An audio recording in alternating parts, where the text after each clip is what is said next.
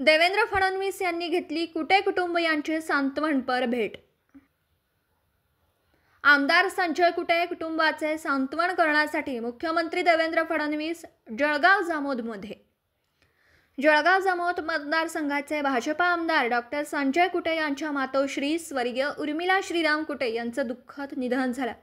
या निमित्ताने राज्याचे मुख्यमंत्री देवेंद्र फडणवीस आणि मंत्री गिरीश महाजन यांनी जळगाव जामोद येथील डॉक्टर संजय कुटे यांच्या राहत्या घरी भेट देत त्यांच्या कुटुंबियांचं सांत्वन केलं।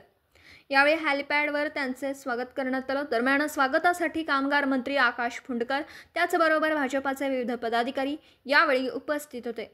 यावेळी मुख्यमंत्र्यांसह इतर मंत्र्यांनी आपल्या संवेदना व्यक्त केल्या।